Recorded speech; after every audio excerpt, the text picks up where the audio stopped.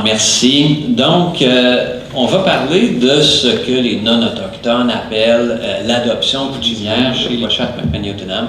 C'est un projet que je réalise là, avec ma co-auteure préférée, Christiane Gay, et notre collègue et amie, Khaila Beladjian, qui enseigne un moment précis. Mais c'est surtout un projet que nous réalisons à la demande d'Ouaouichiton. Ouaouichiton, c'est le centre de services sociaux de la communauté de Uashat McManiotenam, qui est situé à Sept-Îles et dans le voisinage de Sept-Îles.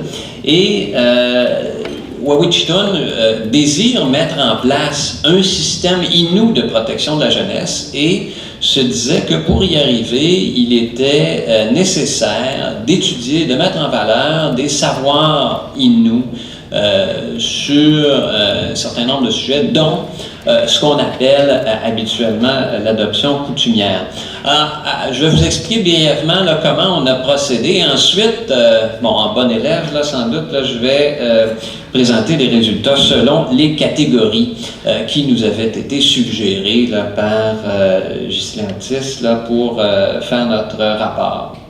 Alors, ce que nous cherchons à examiner, ce n'est pas une coutume historique, ce n'est pas comment on faisait de l'adoption coutumière là, au XVIIe siècle ou en 1940.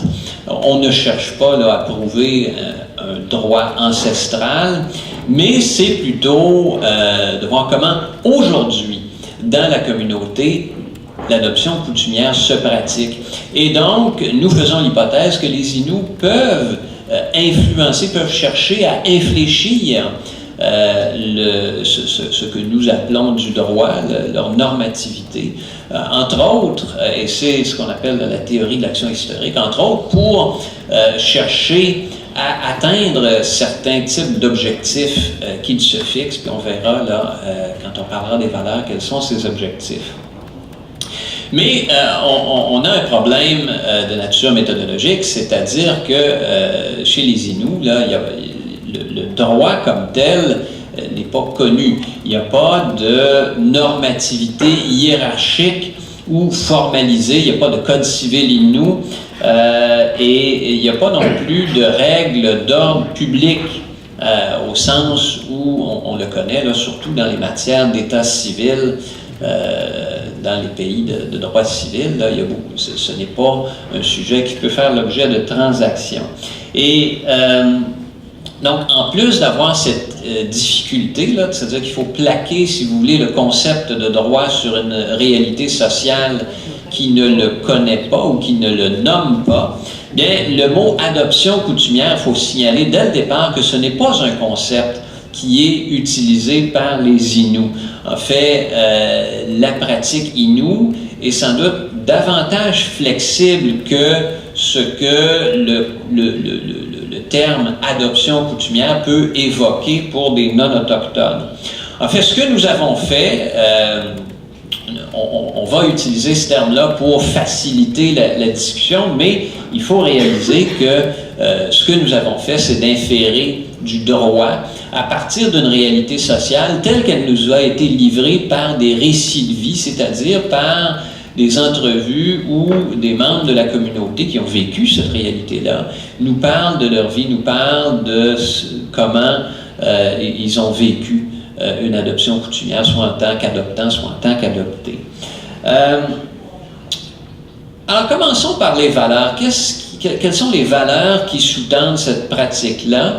Eh bien, c'est tout d'abord l'entraide et le partage, c'est-à-dire qu'on nous dit, nous, et souvent, là, ce seront des grands-mères ou des femmes qui ont adopté, qui disent, moi, là, c'est parce que je voulais aider quelqu'un, je voulais aider des membres de ma famille, des membres de ma communauté, que j'ai choisi d'adopter un enfant.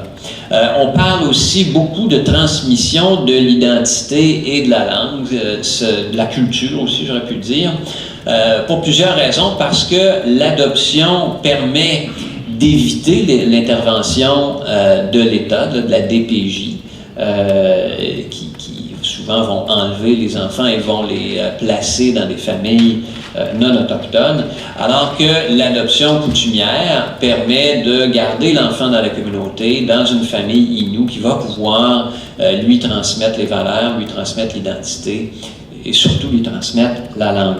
Une autre valeur, c'est le respect des décisions de l'enfant. Là, je souligne les décisions, pas l'intérêt, là, mais et ça peut être assez spectaculaire, là, mais dans le discours des gens à qui nous avons parlé, souvent les changements de garde sont présentés comme étant le résultat d'un choix effectué par l'enfant, puis parfois même par un enfant d'à peine quelques mois. Là. Évidemment, ce n'est pas exprimé par des paroles, mais la décision, le changement de garde est rationalisé comme étant le respect d'une préférence exprimée par l'enfant comme il le peut. Après les valeurs, on nous invitait à identifier les principes qui forment l'ordre juridique Innu. Et là, c'est là que ça se casse un petit peu, ou en fait que ça devient différent de ce à quoi on pourrait s'attendre si on cherche un code civil Innu, là. Parce qu'en fait, ce qu'on constate, c'est plutôt que les membres de la communauté ont une liberté, puis moi, vous savez, je suis un prof de droit des contrats là, au départ. Alors, j'ai vu là-dedans une espèce de liberté contractuelle. De prendre des arrangements consensuels pour confier la garde d'un enfant à quelqu'un d'autre. Ce sont des ententes qui ne sont pas formalisées, il n'y a pas de contrat, il n'y a pas et souvent même, il n'y a pas de moment très précis où cette entente-là est conclue. Là. C'est des situations qui vont souvent se cristalliser graduellement.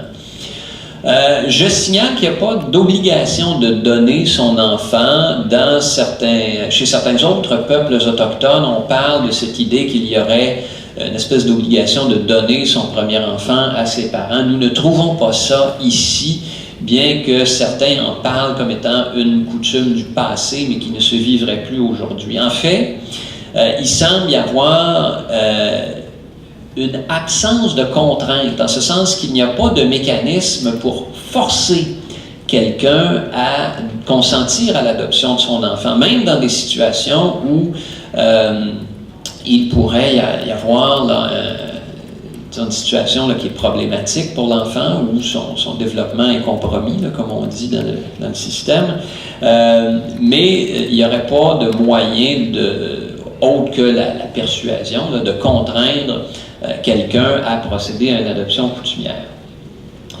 Quelques caractéristiques de cette pratique que nous avons observée. D'abord, elle maintient la filiation d'origine. Il n'y a pas de coupure. Et les gens connaissent généralement là, qui sont leurs parents. Il y a, je pense, on peut le dire, mais une création graduelle d'une nouvelle filiation. C'est-à-dire que et là, j'empiète sur ma diapositive suivante. L'adoption coutumière, elle est considérée, en théorie, comme étant temporaire. C'est-à-dire qu'elle vise à remédier à une situation problématique dans la famille, mais il y a toujours cette idée que le retour dans la famille d'origine est possible, voire même qu'il est souhaitable. Mais malgré ce discours-là du retour, du maintien des liens, on observe que dans plusieurs cas, la situation se cristallise et l'adoption devient à toute fin pratique permanente. Et dans ces cas-là, les gens développent un vocabulaire, et évidemment les entretiens ont lieu en français. Donc les Inuits utilisent des termes français pour dire dans le fond que les gens qui les ont adoptés sont devenus comme leurs parents et qui sont devenus comme leurs enfants et que la fratrie adoptive, c'est comme leurs frères et sœurs. Chaque personne va utiliser des termes différents ou des nuances différentes pour refléter sa situation propre, mais je pense que quand on regarde collectivement, on voit que à toute fin pratique, ça crée une nouvelle filiation. J'ajoute aussi que l'adoption coutumière transfère aux parents adoptifs ce qu'on pourrait appeler l'autorité parentale, c'est-à-dire que toutes les décisions concernant la vie de l'enfant vont être prises par les parents adoptifs.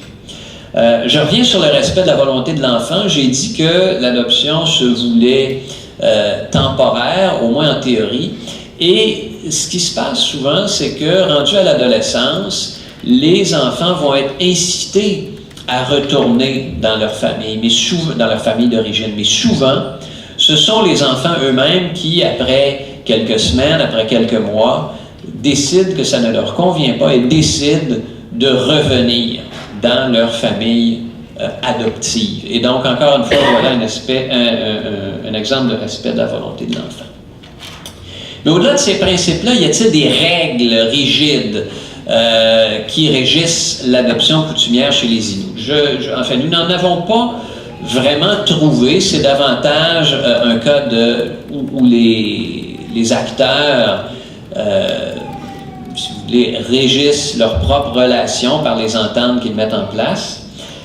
Mais il y a peut-être une règle à laquelle on semble ne pas déroger, c'est le maintien des liens avec la famille d'origine. C'est-à-dire que si on peut ajouter une filiation, on ne peut pas effacer la filiation d'origine. Si l'on se place du point de vue des acteurs, bien, et c'est peut-être une conséquence de ce que j'ai dit sur la liberté contractuelle, en guillemets, il n'y a pas d'acteur spécialisé. Tout le monde peut conclure des ententes relatives à la garde et nous n'avons pas trouvé de traces d'implication systématique des aînés en tant que groupe qui bénéficierait d'un pouvoir privilégié. C'est plutôt la liberté personnelle qui est en jeu, avec peut-être dans certains cas, un pouvoir persuasif aux grands-mères de chaque famille qui souvent vont dire à leur fille, bon ben là, je pense que tu n'es pas capable de t'occuper de ton enfant, là, tu ne penses pas qu'on pourrait faire quelque chose. Sur le plan des acteurs, je veux aussi signaler une chose intéressante. Il arrive à l'occasion que des non-Inuits soient impliqués dans cette situation-là, soit parce que la personne qui fait l'objet de l'adoption a un père québécois et une mère Innu, ou dans un autre cas, là ça c'est assez fantastique, un enfant qui était dans cette situation-là a été adopté par sa grand-mère Innu, mais cette grand-mère-là a avisé les grands-parents québécois et leur a dit, écoutez, voici comment on procède chez nous. Est-ce que ça vous tente une garde ou une adoption partagée? Et l'enfant passe du temps là, avec sa grand-mère à Ouachat et avec ses grands-parents à Sept-Îles. Pour ce qui est du processus, c'est sans papier, sans cérémonie. Là, il n'y a pas, comme dans certains peuples de la côte ouest, là, une cérémonie d'adoption. En fait, on n'arrive même pas, dans certains cas, à situer dans le temps le moment où l'adoption a lieu. C'est souvent un processus où un enfant est confié de façon des fois très temporaire, pour une fin de semaine, pour une semaine, et on se rend compte finalement qu'il est mieux chez les personnes qui l'hébergent. Et voilà encore un exemple où l'enfant exprime lui-même son intérêt. Même si c'est informel, il y a certains cas où ça s'est transformé en adoption légale, c'est-à-dire que les gens ont décidé d'utiliser les mécanismes du Code civil pour donner davantage de solidité, pour, dans certains cas, on nous a dit, empêcher un retour dans la famille d'origine, et certaines fois aussi pour des questions d'assurance ou d'autres cas là, où l'interaction avec le régime juridique de la société occidentale là, est une préoccupation importante. Alors, c'est un peu ce que nous avons constaté. C'est donc un processus qui est vivant, mais qui est différent de ce qu'on pourrait avoir à l'esprit quand on utilise le mot adoption coutumière. Les Inuits ont un nom pour dire ça, c'est Nekubaniam ou Nekubanishkwem, j'espère que je le prononce comme il faut, Marie-André, mais alors, Donc, c'est ça. Et c'est, si vous voulez retenir une seule chose, c'est l'idée que c'est un processus fondé sur la liberté, l'action consensuelle des individus impliqués. Ce n'est pas un processus hiérarchique. Alors voilà, merci. Merci.